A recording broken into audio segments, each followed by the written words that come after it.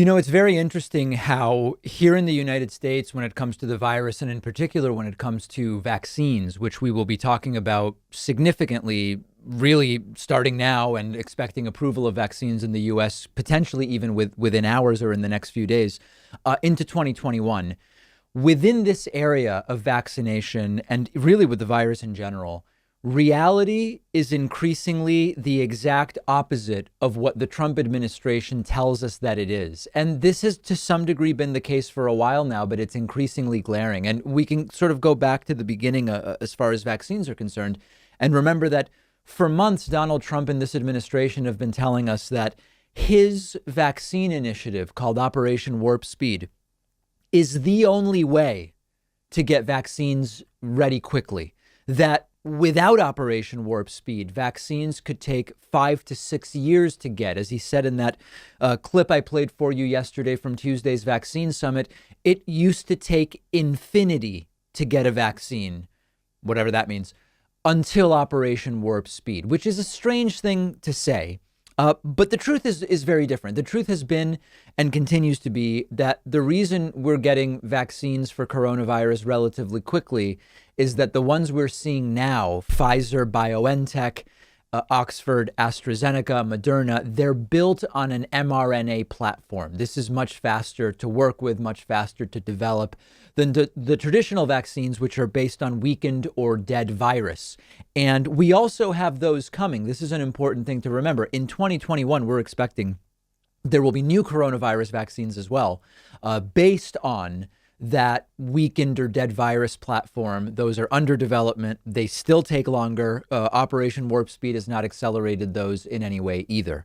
And of course, Donald Trump's claims never passed the sniff test because the vaccine development that was happening in other countries was taking place just as quickly as in the United States. And of course, the development, for example, in the UK of the Oxford vaccine had nothing to do with Operation Warp Speed. And you don't even need to look at other countries because even within the United States, the vaccination development under the mRNA platform by companies not taking Operation Warp Speed money happened just as quickly as those who did take Operation Warp Speed money. So it was very clear that this wasn't passing the sniff test.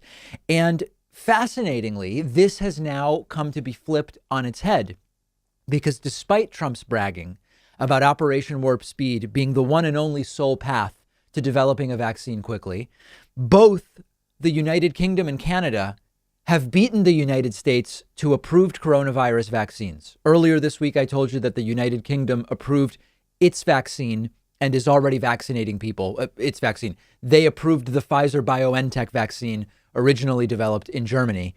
They are already vaccinating people. There are now concerns about allergic reactions, which are still early, and we're exploring whether there are folks with prior allergic reactions to vaccines who maybe should not get this one. Very early, but they're starting to build that data, starting to vaccinate people. Now it's Canada as well. Canada's health department yesterday gave emergency approval for the Pfizer BioNTech vaccine. So it's no longer rhetoric. Trump has been bragging for months about imaginary accomplishments on vaccines. We had the sense that the bragging was not based in fact. Now, today, December 10th, 2020, the United Kingdom has an approved coronavirus vaccine and is vaccinating people. Canada has an approved coronavirus vaccine and will have vaccinations happening within days. And the U.S. does not yet have an approved coronavirus vaccine. Now, it should be just a matter of days or even hours. The FDA panel meeting is already happening. I was watching some of it earlier today. During this meeting, at its conclusion, they are going to be voting as to whether to grant emergency use authorization for the Pfizer BioNTech vaccine. I believe it's December 17th, a week from today, that we will have a meeting of the FDA about emergency use authorization for the Moderna vaccine. So in 10 days, we could have 2 approved vaccines. Right now, we do not.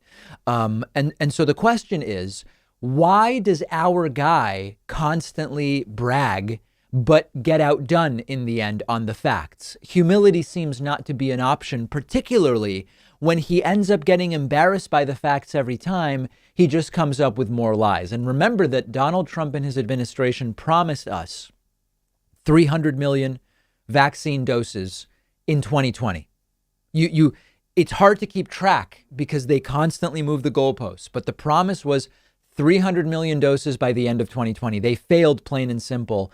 And now, unfortunately, and I don't take any pleasure in this, because of Donald Trump opting out of securing an additional 100,000 Pfizer-BioNTech doses when given the option in late summer, we are going to be at a deficit in terms of being able to really get people vaccinated. So updated timeline, first vaccine expected to be approved in the next hours or days.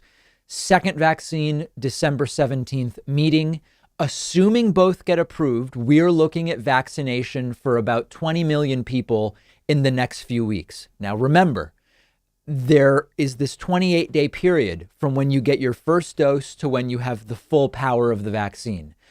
Dose 1 tends to get you, somewhere between 60 and 80% immunity success.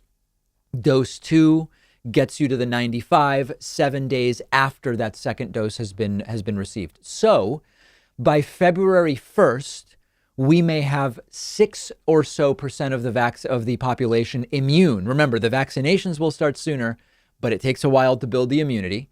And it's a start. The U.S. recently has been averaging more than 200,000 cases per day. Remember, Dr. Fauci told us months ago, we could get, if we're not careful, we could get to 100K per day. Half the country said, no. Now we're at 200,000 cases per day. And deaths, meanwhile, tragically continue to soar. I told you we could be close to a 9/11's worth of deaths every day, but now we are there. Several days this week between 2,900 and 3,000 deaths per day in the United States. Inconceivably tragic. By the way, people still just don't even get what's going on. Even in Massachusetts, yesterday, I left a bakery required to wear a mask, so I did, got my croissants. And as I was walking out with my mask, a maskless guy walks by me. I tweeted about this and says, pathetic masks, wearing a Blue Lives Matter shirt, just as a detail, also wearing a Blue Lives Matter shirt, this guy. So we have a lot of people who still don't even get it. Now, as far as vaccines go, the big tragedy is the death and the human and economic cost as a result of the missteps. And also, we can't forget the missteps at every opportunity by the administration. It started with denying the seriousness of the pandemic. They refused to wear masks until much too late. Trump turned down the 100 million doses of the Pfizer vaccine from Pfizer over the summer. Now we're not going to get our second delivery of Pfizer vaccines potentially until June of 2021. They failed on the second stimulus. They were regularly outdone in terms of stimulus by other countries, other wealthy countries, OECD countries doing better, both in terms of suppressing and in terms of stimulus. So it's sad, it's tragic, it's pathetic. I don't know what the right word is, sort of an all of the above. But if there is any optimistic news, it's that we're starting to get the vaccines. And soon Trump will be gone and we will have something a little more sensible guiding us through this. Privacy.com is one of our sponsors, and they're giving you $5 just for using their free service at privacy.com/Pakman. Privacy is a service I've been using for a while now. I love it. It saves me a bunch of headaches. It's completely free and it's very quick to set up. And here's how it works. When you pay for something online or over the phone, instead of exposing your real credit card number, Privacy lets you generate virtual card numbers. The payments are withdrawn from your checking account, but your real card number stays completely private, and you do it all with one click. You can autofill the card number in your web browser, on the phone. You can create 12 virtual cards a month. You can set spending limits, freeze them, delete them whenever you want. I especially love it for free trials where you need to give a credit card number, because I can destroy the virtual card number as soon as I give it to the company, and I know I won't be charged in the future. If you're ordering food over the phone, why do I need to give a restaurant my real card number if I don't have to? Companies don't have to know who you are. Your real credit card number is protected from the data breaches that happen, unfortunately, more often than we would like, and it's completely free. They do have a paid version with different tiers where you can create more virtual credit card numbers per month, cashback rewards, extra security features. But go ahead and sign up for the free service. It's a no-brainer. Companies can't charge you unexpectedly. You're protected from identity theft. It costs you nothing. And Privacy is giving you $5 to spend just for signing up when you go to privacy.com/Pakman.